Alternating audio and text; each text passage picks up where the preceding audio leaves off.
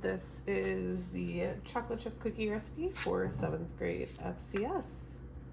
So here I have my mise en place tray ready for these chocolate chip cookies.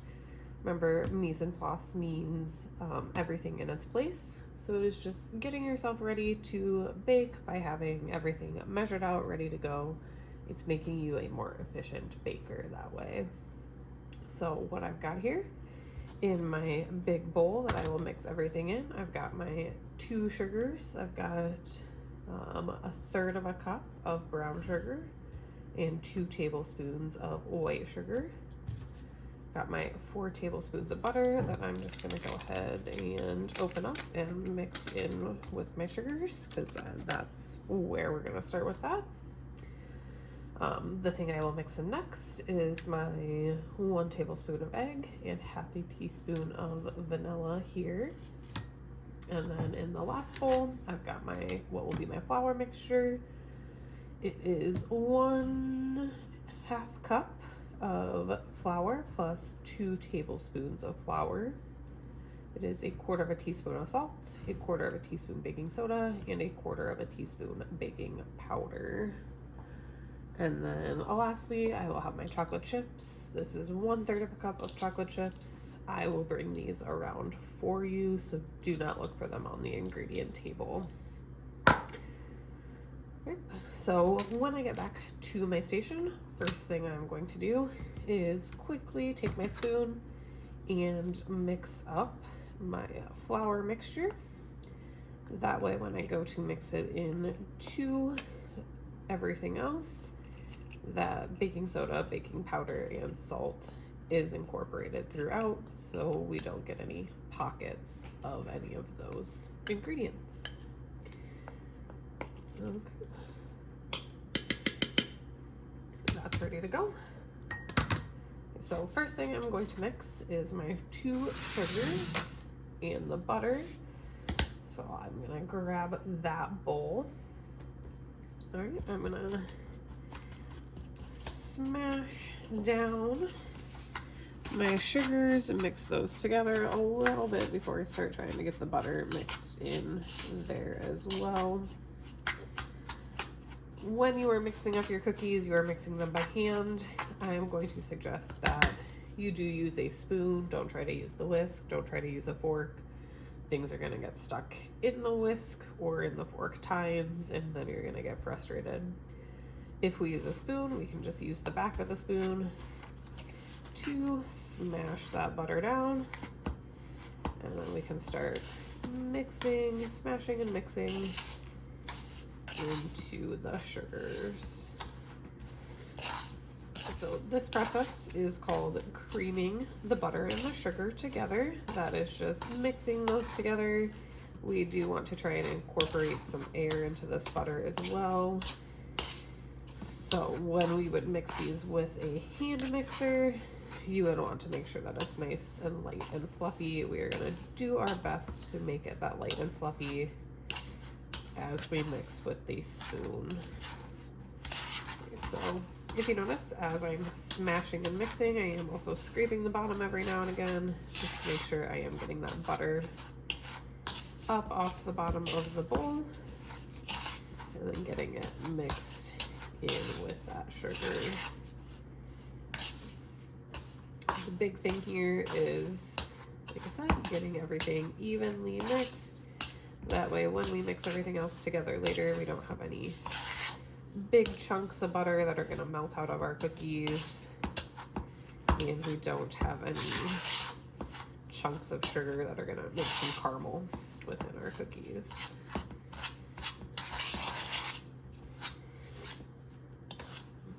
I will have had this butter sitting out at room temperature for you, so it should be nice and easy to mix. You do not need to stick it in the microwave. Especially if you have already put your butter in with your sugar, you do not want to put it in the microwave. That is going to melt your sugars, turn it into a caramel, and your cookies are going to be hard and crunchy and not soft and chewy like you want them to be. We've got this all mixed together. You notice it's kind of nice and light and fluffy now. Everything is nicely mixed together. So we are ready to add in our vanilla and egg. Just pour that in there. And then mix those together.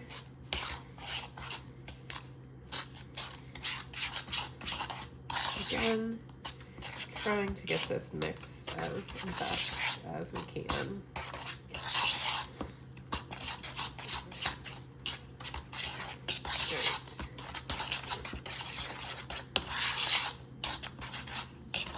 So when we are making cookies, baking is a very precise science. Cooking is also a science, but not quite as precise as baking is. Baking, if you add things in the wrong order, or you try to add things all together at once, your product is not going to turn out correctly. So if I would have mixed everything for my cookies together at once, I'm not going to have an even distribution of everything, and my cookies are going to end up tougher because I'm going to have to mix more to get things more evenly distributed.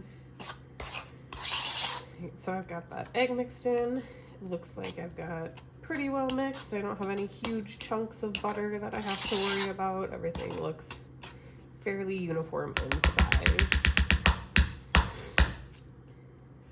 Just clean my spoon off quick and mix all that in.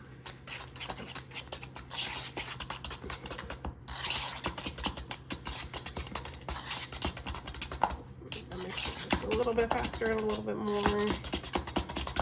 So now it looks a little more aerated. That's going to give your cookies some air, and it's going to make a nice fluffy and light cookie. I'm going to take my flour mixture, mix about half of it in first. Do that slowly and gently. You don't want to send flour flying everywhere. If you do, you are going to have to clean that up.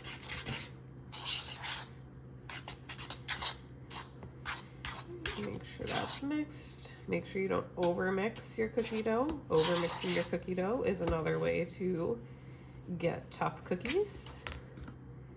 Okay, the more that you work this flour, the more that the gluten proteins are going to develop. And the more gluten proteins you have, a stiffer and tougher dough that you have. So if you want nice, soft, chewy, light cookies, you want to just mix your ingredients together once you get the flour in there. So a nice and gentle mix until we've got pretty much everything mixed together. Remember, these are a chocolate chip cookie, so I am just right before everything is mixed together. I'm gonna stop, and I'm gonna add in my chocolate chips, and then give it a few more stirs, get those chocolate chips incorporated into my dough.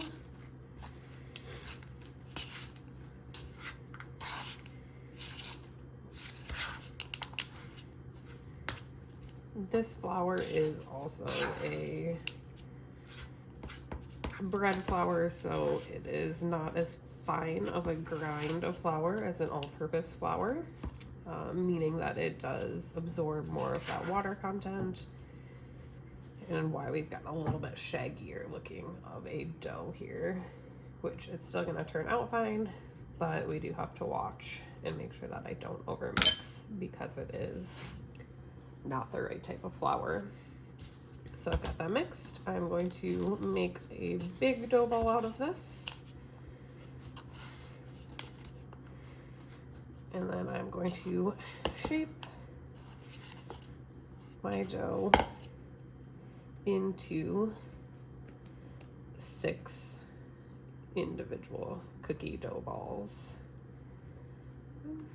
So you notice that my dough is a little sticky. It's sticking together. It's sticking to my fingers a little bit, but it is not like outrageously sticky where I'm not going to be able to get it off my fingers. The dough itself kind of grabs itself off my fingers as I shape it.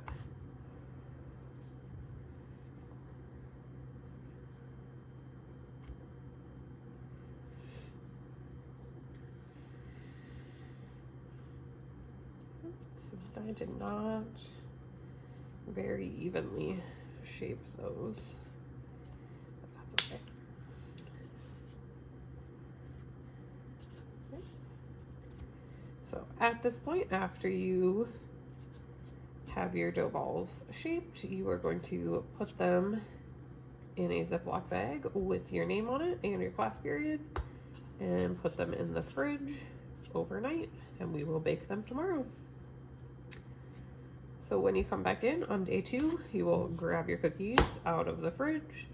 You will have a parchment lined baking sheet. You will place your dough balls evenly on the parchment lined baking sheet, and you will bake yours at 350 for 10 to 12 minutes. If you are a crispy cookie person, go longer. If you're a soft and chewy cookie person, go the shorter end of the time. If you have any questions, go ahead and ask me.